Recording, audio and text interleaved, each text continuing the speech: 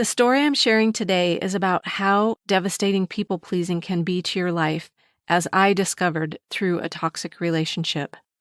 Do you sometimes rationalize negative behavior and convince yourself that it's not as serious as it seems, or that the other person really didn't mean it, or maybe even that you deserved it? Do you walk on eggshells in order to not upset someone? Do you find yourself constantly morphing yourself to match other people's feelings and opinions on what they want or need, not necessarily because you're being nice, but because you're scared not to? Have you been told you're too much, you're too sensitive, or you're imagining things, and you start questioning whether it's true, and worse yet, you start to believe it? If so, you're not alone. In this episode, I'll be sharing my personal journey of how I found myself in an emotionally and mentally abusive relationship with a man I had married just months before. I was suddenly overlooking all kinds of crazy behavior and accusations from him, wondering how someone as nice as me ended up in a situation like this. I'll share with you what I discovered I was doing that attracted this toxic relationship into my life, and the steps I took to recover and heal after it was over. If you've ever wondered how your people-pleasing tendencies affect your relationships or attract certain people into your life, stay tuned. I'll be providing insights on what I discovered was creating this in my life and how I broke free from this devastating pattern. And I'll give you specifics about the 5 steps I took to heal and what things I did to make me actually now repel toxic people. Whether you're currently in a similar situation or seeking to support someone who is, my hope is that hearing my story will offer you guidance and encouragement for reclaiming your self-worth and rebuilding a healthier future. Before I go on, I want to make clear that I am not a doctor or a therapist. The information I'm sharing here is based on my own experience with a narcissist and the steps I took to recover. And also, to be clear, I no longer throw the term narcissist around lightly. Do we all have an ego that can get out of hand at times and do things to get attention? Yes, of course. What I'm referring to here, though, is my experience with a narcissistic personality and how a people pleaser becomes a target for this type of personality. Phew, that's a lot already, right? Let's dive in. Before I talk about how I attracted this toxic person into my life, let's talk a bit about people-pleasing and where it comes from. People-pleasing is actually a behavior that usually originates from childhood beliefs that run deep. Beliefs that you weren't good enough, you needed to be perfect to be liked, or that you might be rejected if you did something wrong. You most likely weren't conscious of these beliefs, but they were running in the background. And these beliefs led to behaviors of putting everyone else before you, of trying to make everyone happy. These behaviors became the way you operated. They became habits. And then we grow into adults and continued on with these same behaviors because they were what helped us cope and fit in when we were younger. Until maybe one day you recognize a pattern. You may not even realize where the pattern is coming from. You just feel the frustration of living the same thing over and over again. Maybe it's a different face and a different name, but the pattern is still the same. This was me. It was in this third marriage that I recognized I was the common denominator. I was the only thing that was in common with every single one of my relationships. So what was it in me that was creating this pattern? People pleasers put others' wants and needs ahead of their own. They sacrifice their own time and energy almost without fail, even when they're exhausted themselves. They go out of their way to be liked and accepted. They do crazy things to keep others happy. They avoid conflict in order to not rock the boat. These behaviors make people pleasers extremely vulnerable. People-pleasing behaviors, like going to great lengths to keep others happy, are what makes people pleasers extremely vulnerable. Toxic people are individuals who display manipulative, controlling, and abusive behaviors in their relationships, and they play on this vulnerability because they know they can get their way.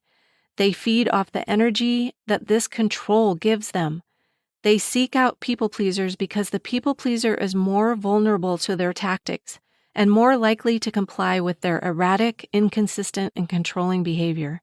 The empathy and vulnerability of a people-pleasing codependent has been described as the food supply for a narcissist.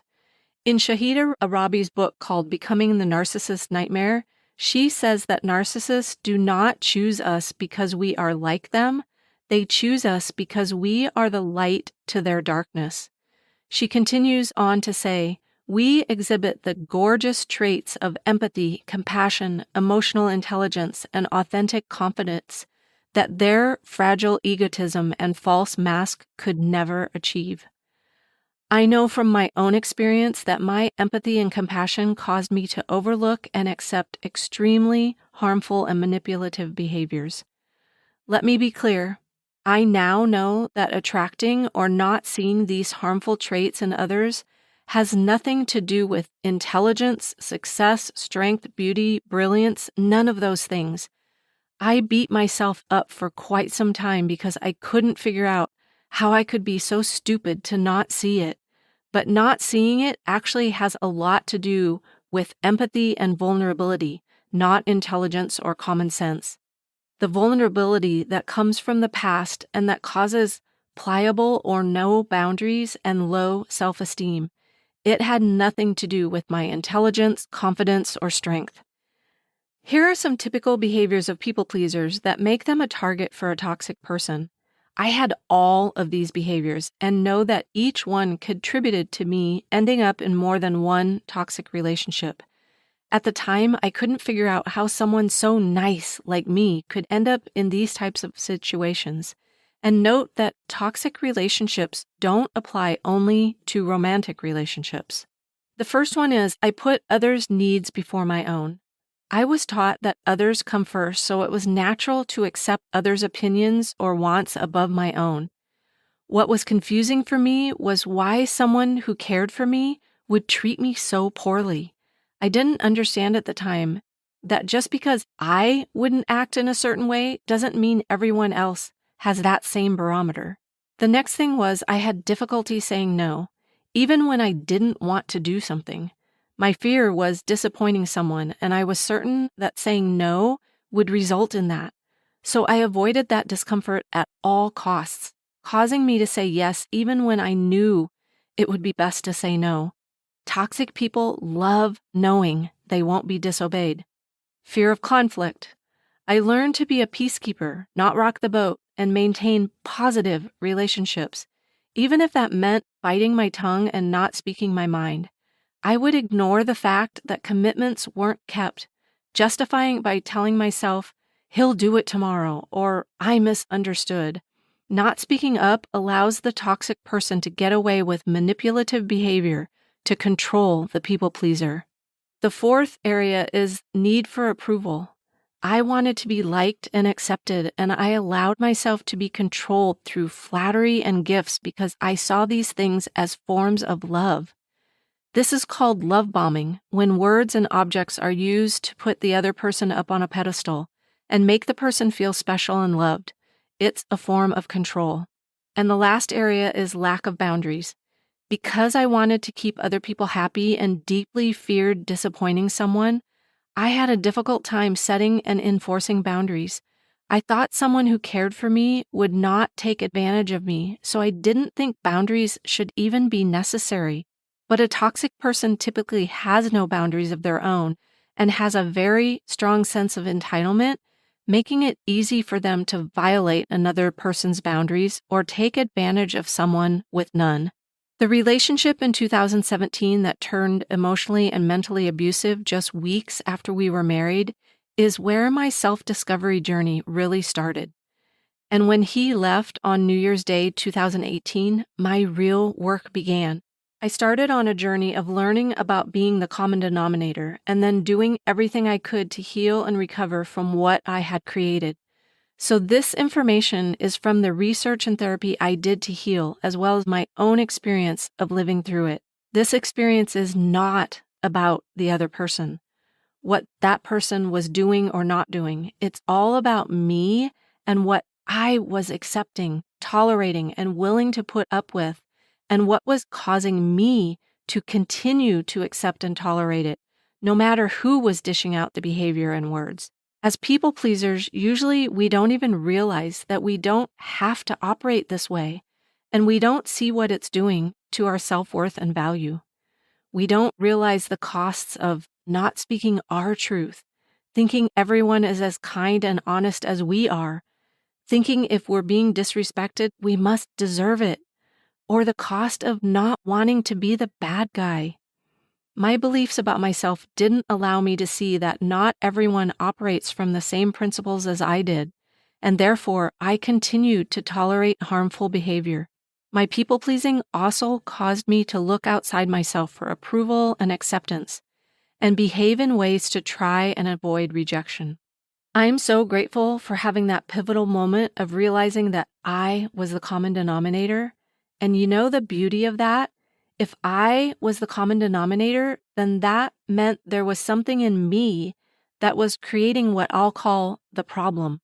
And if that's true, then I believe there was also something in me that could create the solution. Let me be clear, I'm not excusing his harmful behavior, and I'm also not taking the blame for it. I'm saying that I'm owning the parts I'm responsible for, and I went to work on healing that. And here's what I did to protect and start rebuilding myself. This was a journey of healing and recovery from both this relationship and from people-pleasing. One of the first things I did that was huge and hard, and that was to go no contact with him. This means no communication. I struggled with this at first because of my empathy and compassion. It felt wrong or mean to set this strong of a boundary of having no communication. But those guilty feelings were coming completely from that people-pleasing part of me. Going no contact for me was an initial way to break this pattern. Discontinuing communication in all forms with someone who is exploiting or abusing you, even if it's not physical, is imperative to your recovery and mental well-being. There is absolutely zero benefit to staying in touch with the other person, and I had to resolve myself to not give into his tricks, cajoling, and harassment. No contact is not a game where we're playing hard to get to try and win the person back. But believe me, our minds, the other person, and even our friends can try to convince us that we're making too big of a deal out of it, that it wasn't that bad. But here's another reason why no contact is so important. In a toxic relationship like this, there is a chemical reaction that takes place in our bodies and brains that actually gets us addicted to the other person. Going no contact is necessary to break that bond. If there's a reason you can't go completely no contact, then implement the gray rock method instead. Look up gray rock if you want to know more. I also joined Codependence Anonymous. It's a free program and it helped me immensely start to see the part I played in this relationship and all of my relationships, not just romantic ones. I had a huge breakthrough in Coda, realizing it wasn't my behaviors that were the biggest problem. It was the beliefs I had about myself that were the issue.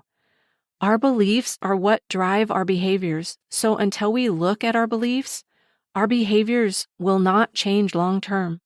Once I recognized and acknowledged the self-sabotaging and harmful beliefs I had about myself and had carried for most of my life, I was able to start shifting and healing them.